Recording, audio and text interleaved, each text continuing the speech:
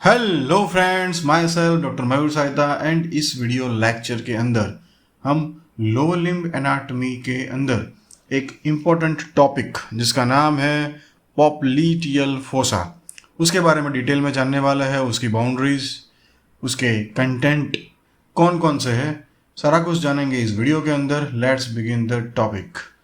सो basically popliteal fossa जो है lower limb में यहाँ पे पोस्टीरियर साइड आता है। तो हम डिसेक्शन जैसे करते हैं डिसेक्शन टेबल के अंदर, उस तरीके से अगर हम यहाँ पे पॉप्लीटियल फोसा को जो है वो राइट साइड का पॉप्लीटियल फोसा हम स्टडी करते हैं यहाँ पे उसके पोस्टीरियर साइड को लेके। तो अगर कोई पूछे कि क्या आपकी बॉडी में कोई डायमंड है, या हमारे बॉडी में काफ़ी सारी चीज़ें जो है वो डायमंड शेप के अंदर है। जो यहाँ पे भी जो एक स्ट्रक्चर आपको यहाँ पे जो फोसा दिख रहा है वो है पॉप्लीटियल फोसा और उसका शेप जो है वो डायमंड शेप है। कैसे डायमंड शेप है वो हम अभी भी बना के देख लेते हैं। तो यहाँ पे एक मैं लाइन ड्रॉ कर लेता हूँ, यहाँ पे एक लाइन ड्रॉ कर लेता हूँ, फिर यहाँ पे एक लाइन है और यहाँ पे। तो इस तरीके से, वैसे उसको आप स्ट्रेट लाइन भी इस तरीके से ड्रॉ तो कर सकते हो। तो यहाँ पे आपको पता चल जाएगा कि जो बाउंड्रीज जो है यहाँ पे उसमें दो सुपीरियर बाउंड्रीज है यहाँ पे और दो जो है वो इन्फीरियर बाउंड्रीज है। या अब इन्फीरियर बाउंड्री में जो अंदर की साइड है वहाँ पे, तो सुपीरियर में भी वो अंदर की साइड मीडियल साइड है, यहाँ पे भी वो मीडियल साइड है। इन्फीरियर साइड इस तरफ वाला जो पार्ट है ये जो है वो लेटरल साइड है और यहाँ पे भी जो है वो लेटरली। तो इस तरीके से चार बाउंड्रीज जो है वो बन जाएगी। किस किस तरीके से? तो एक हो जाएगा सुपेरो मीडियली, एक हो जाएगा सुपेरो लैटरली, एक इन्फेरो मीडियली एंड इन्फेरो लैटरली। तो इस तरीके से अब इनमें कौन कौन से स्ट्रक्चर्स जो है कि जो ये बाउंड्री बनाने में हेल्प करते हैं वो हम देख लेते हैं अभी। तो कैसे होगा? तो आपको रट्टा तो कुछ मारना ही नहीं है, बराबर। सिंपली आप यहाँ पे देखें तो जो ये अंदर वाली जो थी ये सुपेरो मीडियल बाउंड्री, वहाँ पे कौन कौन से मसल्स हैं? ये वाला जो मसल्स आपको दिख रहा है जो कि ऊपर की तरफ बाइसेप्स फीमोरिस जो था उसका फ्रेंड था, इस मसल का नाम जो है वो है सेमी टेंडिनोसस। और ये सेमी टेंडिनोसस के साथ साथ यहाँ पे जो है वो सेमी मेम्ब्रेनोसस। सो सुपेरो मीडियली जो है वो दो मसल्स मेन याद रखने हैं। सुपेरो लेटरल की अगर हम बात करें तो वहाँ पे तो आपको सिर्फ एक ही मसल याद रखना है जिसका नाम है बाइसेप्स फीमोरिस। और इन्फीरियर साइड में बहुत ही सिंपल बाउंड्री है, वैसे देखा जाए तो एक ही मसल के दो पार्ट है।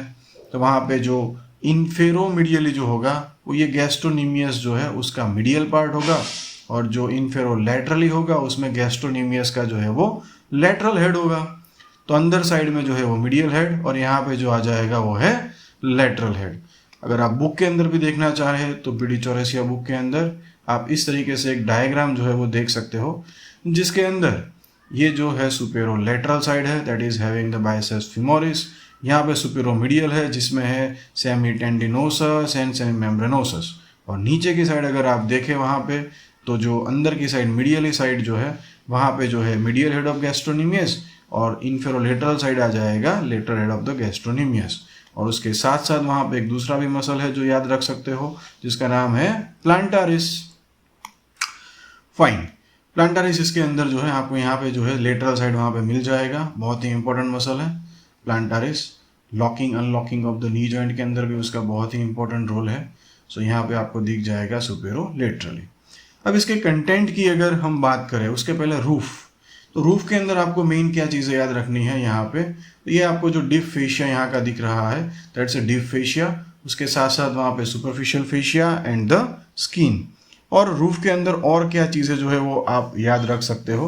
तो यहाँ से जो आपको ये वेन जो जाती दिख रही है जिसका नाम है स्मॉल सेफेनस वेन, ये स्मॉल सेफेनस वेन यहाँ पे डीप फेशिया को पियर्स करके अंदर वाली पॉप्लीटियल वेन में जाती है, तो वो एक रूप में याद रख लेना। और अगर आपको जो नर्व्स अगर कुछ याद रखना हो तो वैसे आपको 1 2 3 क्यूटेनियस नर्व्स जो है वो मेनली आप याद रख सकते हो। उसमें जो सबसे इंपॉर्टेंट एक नर्व का नाम जो है वो याद रख लेना, स्यूरल नर्व जिसको बोलते हैं, ठीक है, जो कि यहाँ पे से जाके फिर फूट के अंदर जो है वो लेटरल साइड सप्लाई करने के लिए जो है वो जाती है, स्यूरल नर्व।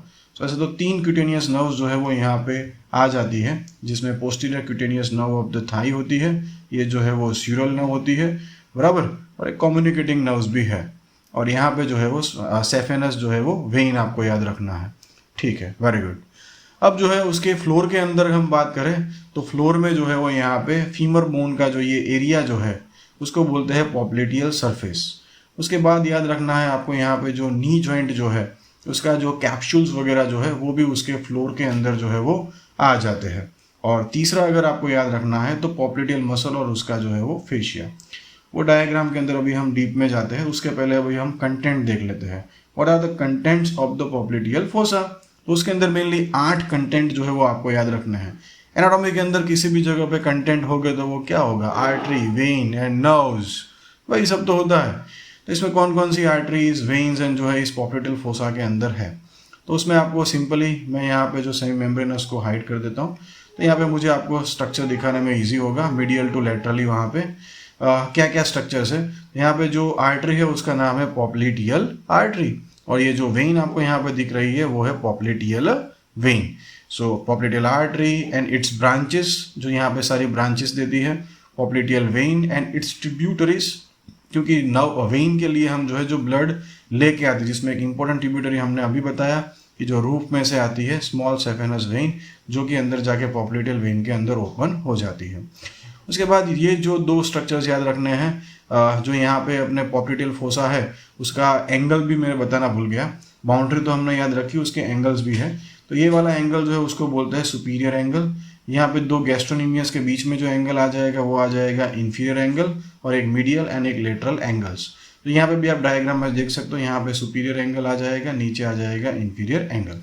उस सुपीरियर एंगल के ऊपर जो है बेसिकली कौन सी नर्व जो है 2 मेन ब्रांचेस जो है वो देती है। तो उसमें जो स्ट्रेट वाली जो जाती है ब्रांच, ऐसे स्ट्रेट जो जा रही है नर्व, वो नर्व है उसका नाम है टिबियल नर्व। और यहाँ पे जो लेटरल साइड जा रही है फिब्युला की तरफ, उसका नर्व का नाम जो है वो कॉमन पेरोनियल नर्व।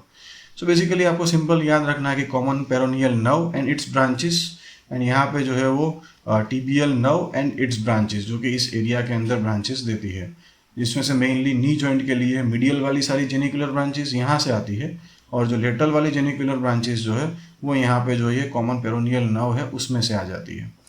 तो स्ट्रक्चर के अंदर 4 स्ट्रक्चर्स और आपको याद हो चुके हैं, जिसमें popliteal artery and it's branches, popliteal when and it's tributaries, tibial nerve and it's branches and common peroneal nerve and it's branches.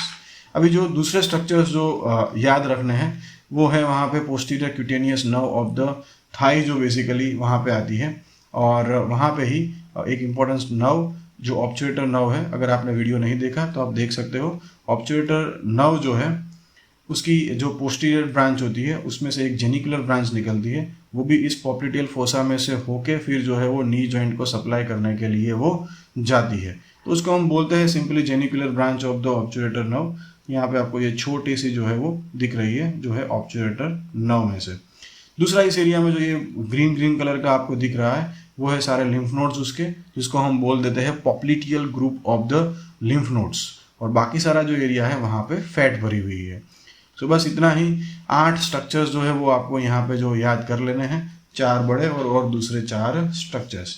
इसके अंदर हम एप्लाइड एनाटॉमी की अगर हम बात करें तो वो आपको क्या लिखना है एग्जाम के अंदर।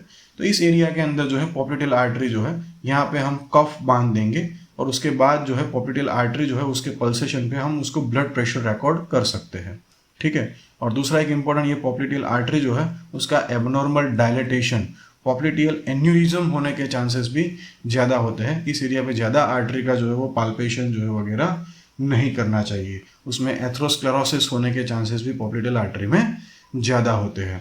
सो ये है इस वीडियो का एंड। आई होप कि आप सबको जो है पॉप्लिटियल फोसा समझ में आ चुका होगा। Thanks for listening.